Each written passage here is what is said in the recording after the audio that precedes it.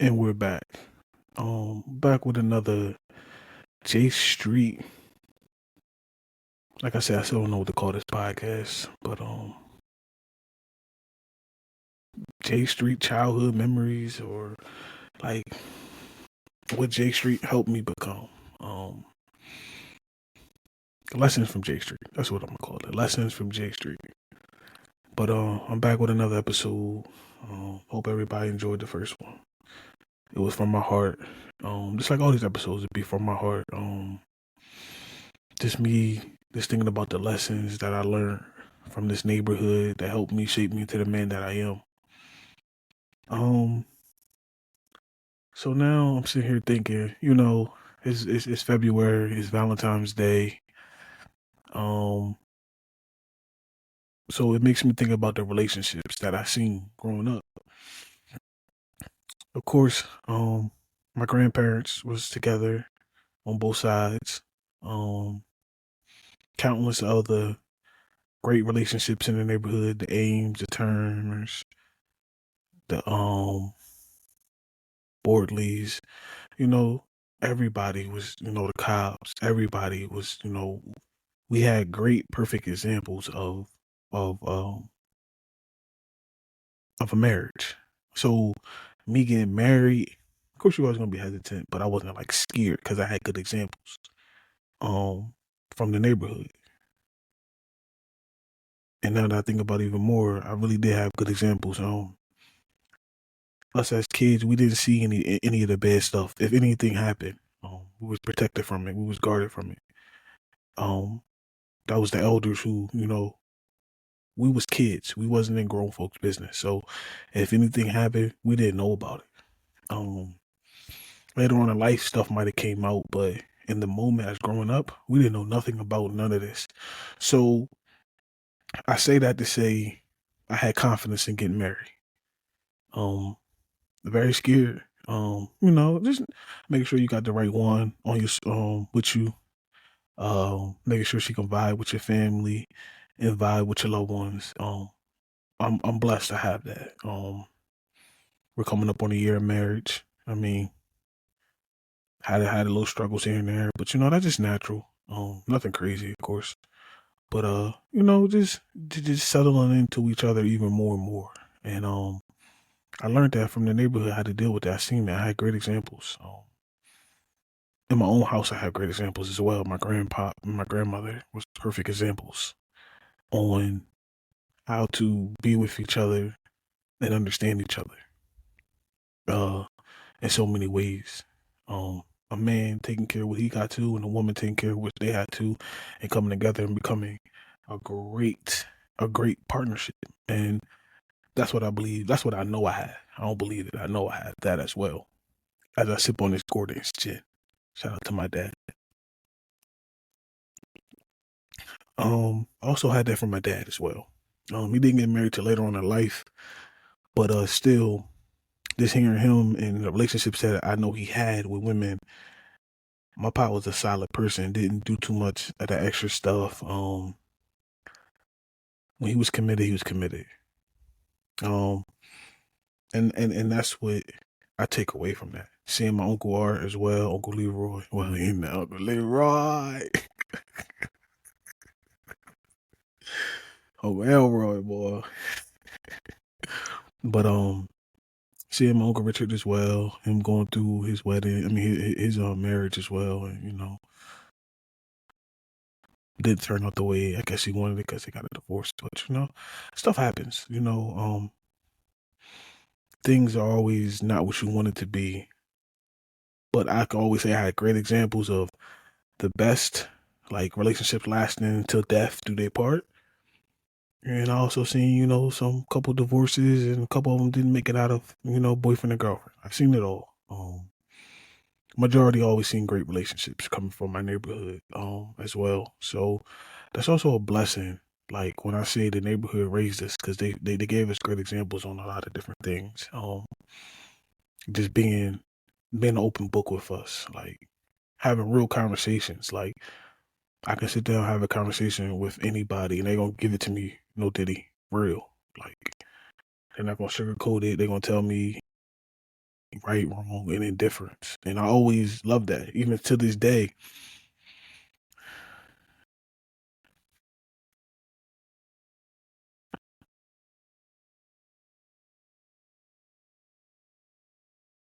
Even to this day, even to this day, I can have conversations with my uncle. He's going to give it to me straight, raw, uncut, no diddy. Just things like that. Just having a conversation, and they tell you be careful when it comes to certain women. Let me tell you the realest thing I ever heard from them was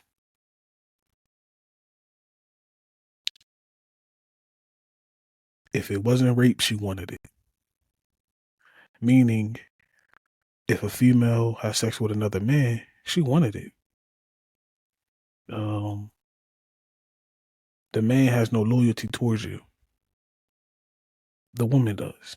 If that's your girl and she cheats on you, like that's just the type of things that I dealt with, as kind of type of real conversations that I had. Um, defending your sisters and all that when it comes to them dating other guys, them dating guys and stuff. Ain't no use in you going crazy, acting a fool when tomorrow she gonna be right back with the dude. So like, you pick and choose your situations where you get involved, because I can say this: every young guy in the neighborhood, like my age, like Shannon, Leroy, Sheik, Dame, Boob, like when we go over the edge, we go over the edge. It's not we don't know how to we don't know how to slightly go over the edge. And I believe, they seen that in us, quick tempered, as a youth.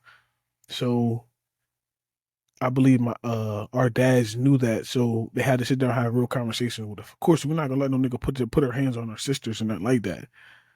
But when it come to words and stuff like that, it is what it is. Like I can deal with the words. Just don't put your hands on my sister. And I believe that, our sisters and stuff know that. So when we go over the deep edge, we go over the deep edge. Like, so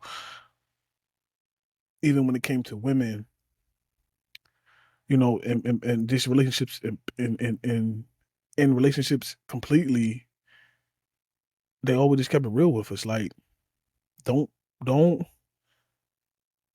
don't take shit for granted. You feel me?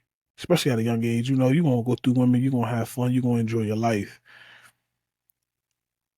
But if she does cheat, ain't no use in you going out here beating this nigga up for no reason. That man had no loyalty to you. That man might not even know you exist if she lied. But then again, it's still, even if you know you exist, that he's not your girl. So at the end of the day, you got to deal with that situation with the girl. Like, be smart about some shit. Like, that's all they wanted us to be, was be smart. I mean, situations happen. So at the end of the day, stuff is gonna happen. But they always want us to be smart and think before we just, dish it. Like, being reactionary and quick in the moment can, get us in jail for the rest of our lives. Especially some of us, the way our short temper some of us was when we was younger, and as we get adults, you know. So I think the neighborhood for that, because they actually showed us structure and try to give us game in that.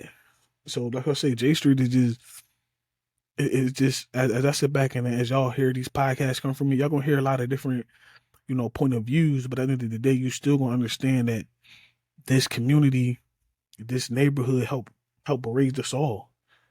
You know what I'm saying? Like, thank God right now that all of us is doing good. Like, you feel me? We all breathing, we living, we healthy, we thriving. We all going in a great direction. And it all come from the foundation that we built on this neighborhood. And I would say that to the day I leave here. And God forbid, when my kids come, they gonna understand this too. Like, this ain't just like a generational thing. This is generations. You feel me? Like, I'm gonna tell y'all the coldest shit. Like, the coldest shit ever to me is me being named after my dad. I loved it. Like, I never frowned upon it. I wear it as a badge of honor to be named after my dad. Like, and if anybody know me, they know me. They know I love it. Like, I love being being David Harding Coles Jr. Like facts. You know my whole name. I don't care. I said it. Like I love it. Like because the man footsteps that I'm following is following another great man. You feel me? So like what I'm trying to say is like I'm following greatness. You feel me? Like I'm following my grandfather. I'm following my dad. And my son will follow me. And Matt will be doing the same thing as well over there with him and Ryan. You know what I'm saying? Like our foundation is so great. I'm just talking about my household right now, the Coles, you feel me? Um that foundation has been so great. And I actually like it's thriving. Like the life lessons that we learned. You feel me? It's been so good to me. Like in so many ways. Like yes, I ask my wife. I talk shit.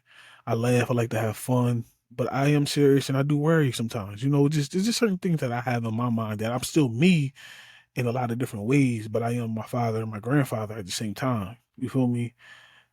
And you know, making sure your wife is happy. That's like the biggest thing that I seen my dad and my grandpa. You know, the little things, man. Yes, can I be a pain in the ass? Yes, but I also could be the most caring and loving person in the world, as my wife know. Everybody don't see that. Everybody don't need to see that about me. But she knows it, and that's why I believe she married me. And I'm a good dude overall. Never said I was perfect. Never claimed to be. Nothing like that. Never said my grandfather was perfect. Never said my dad was perfect neither. And they never claimed to be neither. They had their flaws and they had their faults too. But as they say, like if you do like like a scale, balance out the good and the bad, my good is always gonna outweigh my bad.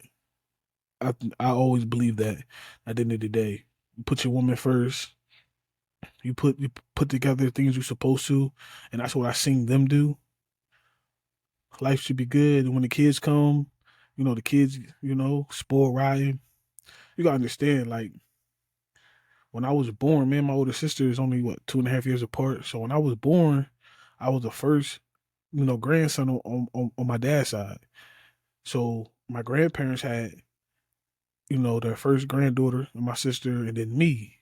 Me and her was spoiled rotten until me, Matthew, Marissa came, and still at the end of the day, all four of us were spoiled. Like the love was just transparent throughout. Like it wasn't like, oh, this one is here and we can't do for that. No, they did for all of us.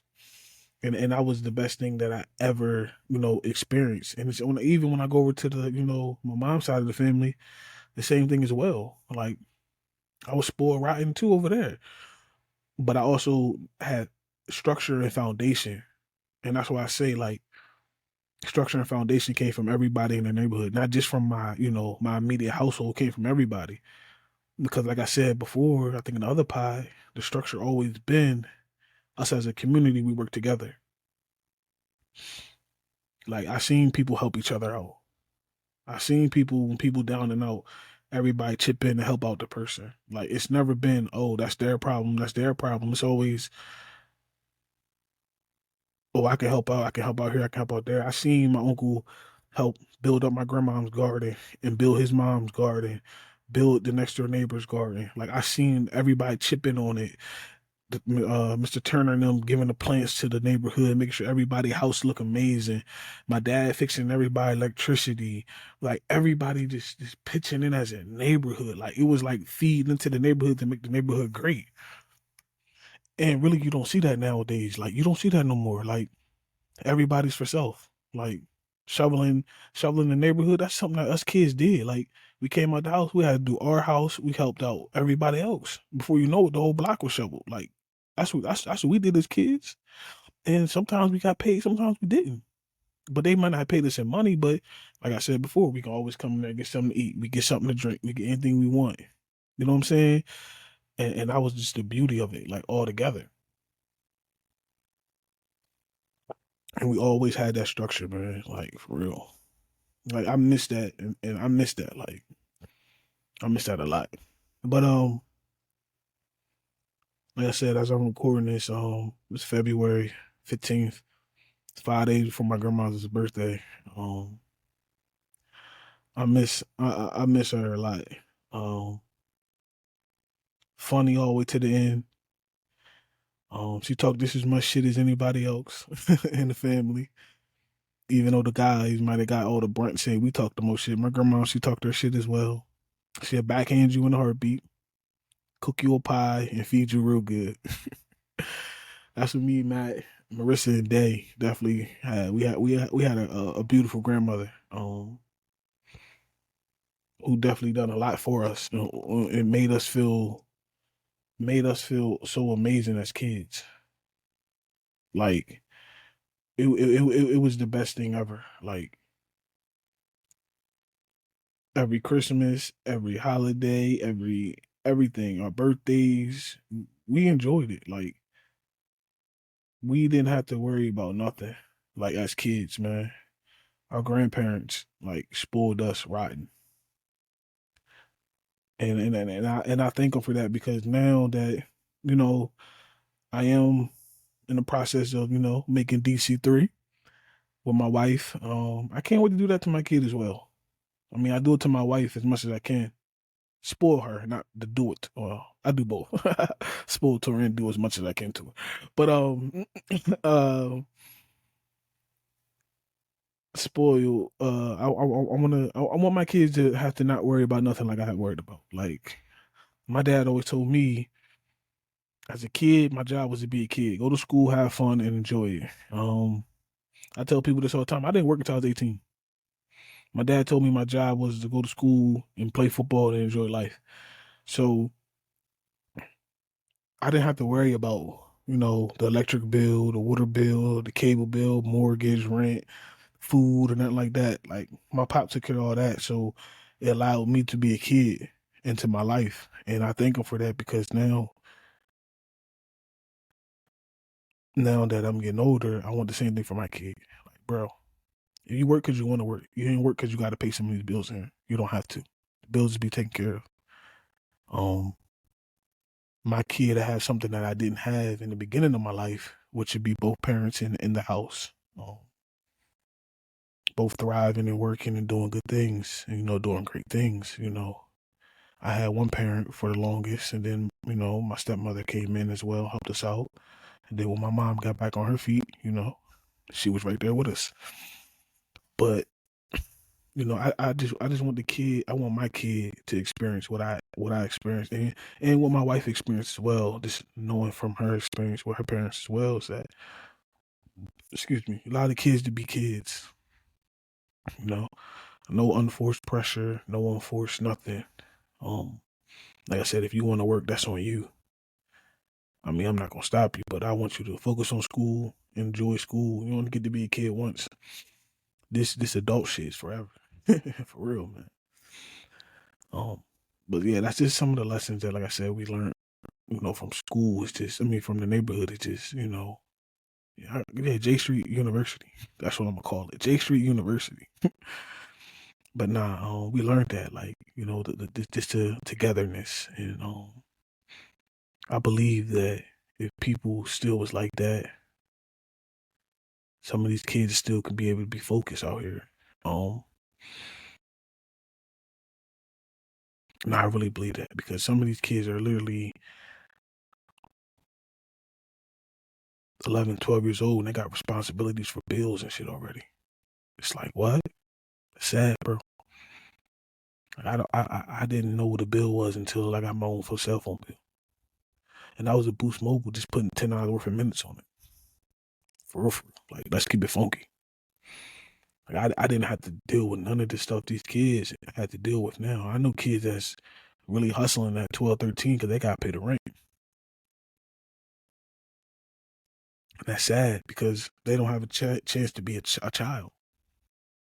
Some of them don't even make it past childhood because they end up getting killed or going to jail because they try to make a way. So I think everybody in the neighborhood, and I think, of course, my parents, and I think my grandparents as well, because I didn't have to go through that in no way, shape, or form. We was good, always good. Um, Yeah. Um, I'm sitting here thinking of like just thinking of funny times with my dad, man.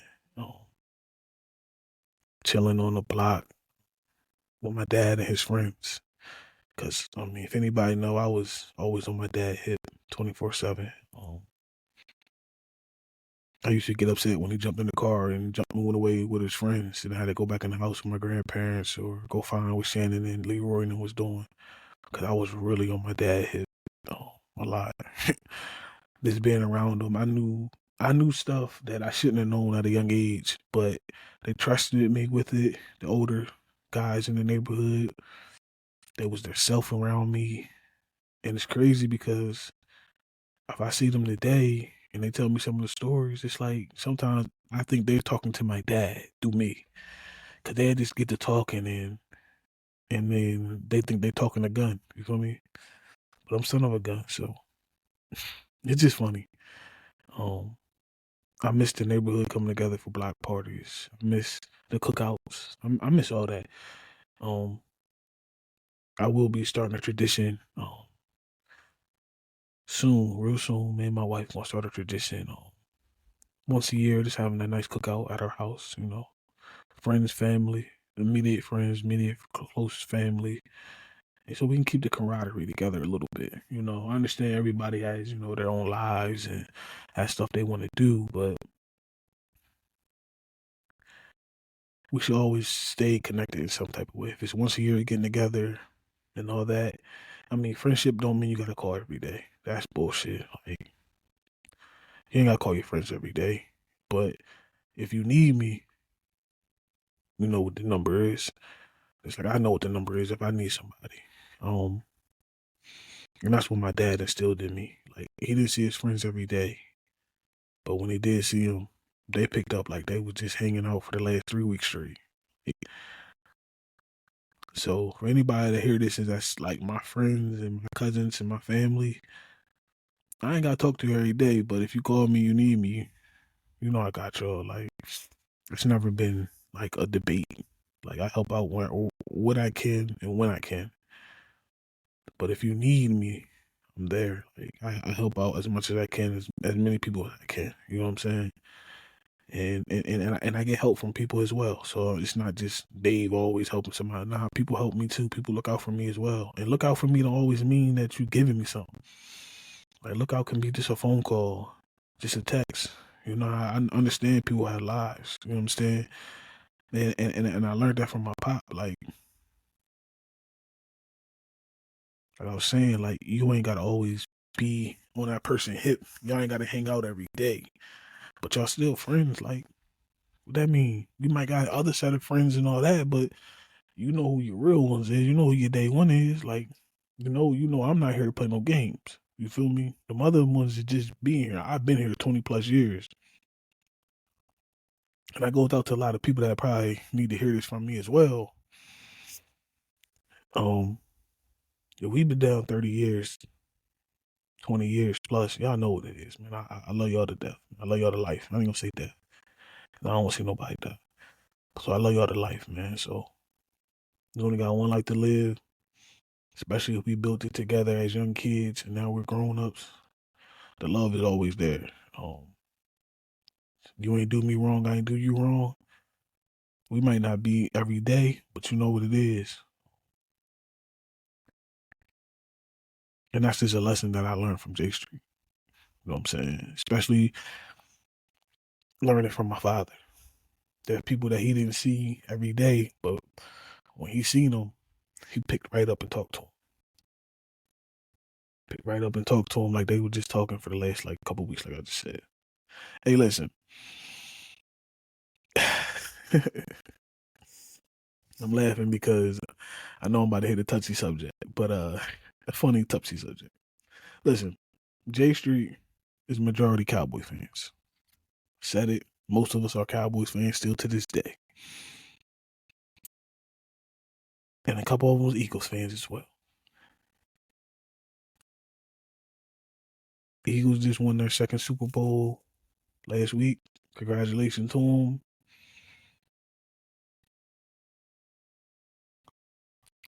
Still got some catching up to do to catch the boys.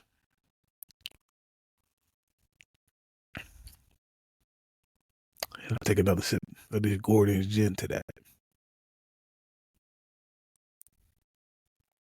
But yeah, just want to get out of the way because the Eagle fans is on their heads right now because they winning, you know. But a lot of them, in their 20s, they went through a lot of heartache. You know, my uncle, my dad, and a couple other Cowboy fans in the neighborhood, Uncle Leroy and them, was partying on them. Now they try to get us later on in life, but it's okay. It ain't over. It ain't over till it's over. And I bleed that blue and silver, blue, silver, white with the star. Y'all know what it is, Cowboy Nation. Cause I know my pop here, he still be talking this shit too. So we gonna keep it going for real. Uh, I just wanna say like these podcasts, like I said, they gonna come out sparingly. I don't know when I get to feeling it or I get to missing my pop more. I think I'm gonna do it more and more. Or I feel like a big milestones coming up, like my 1 year of me being married. Like I just sit back and I think like, damn, 1 year. Ooh, 1 year and a lifetime to go.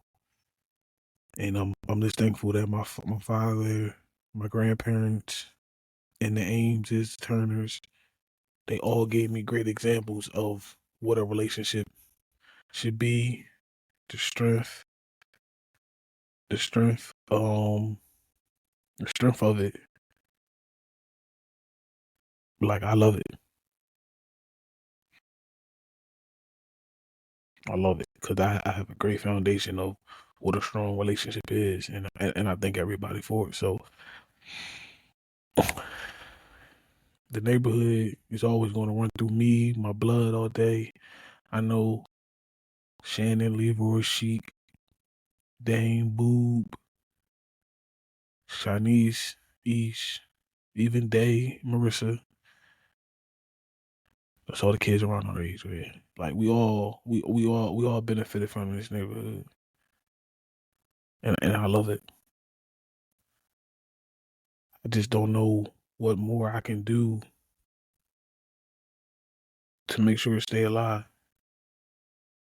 And I'm going to make sure it stay alive. These podcasts is going to make sure it stay alive. Everybody going to hear this word and hear the influx of it because 20th and Jefferson, from the year I was born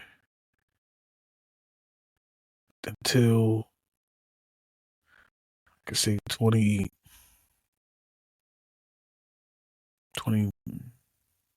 like say 2016, 2017, it was a fixture, like an everyday fixture of my life.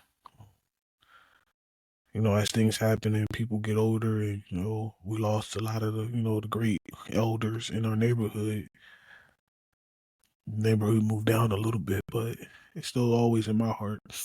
And I know it's in their heart too, because, the foundation that we all want to leave, or that they built, that we all want to still stand on.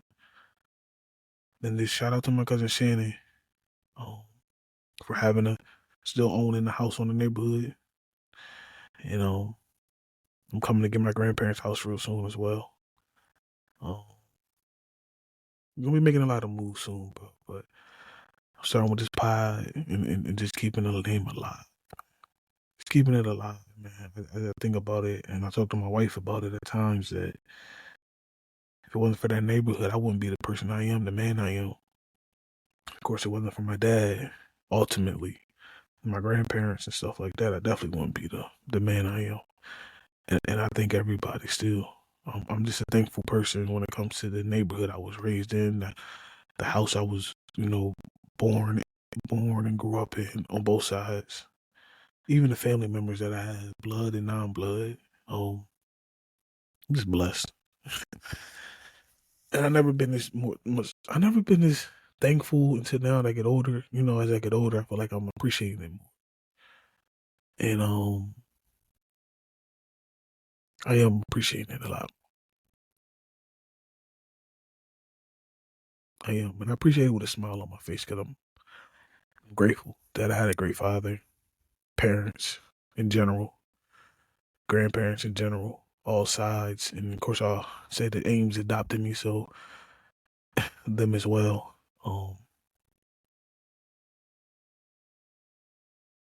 I'm just blessed, man. It's hard talking about it, but I think it's like therapy for me in a way. Um, I hold a lot in, so me letting it out on the pod in a great way is also helping me cope with me missing the neighborhood and also missing my dad as well. Yeah. But with that being said, it's your boy Dave, son of a gun, Coles, J Street for life. Holla at y'all on the next one.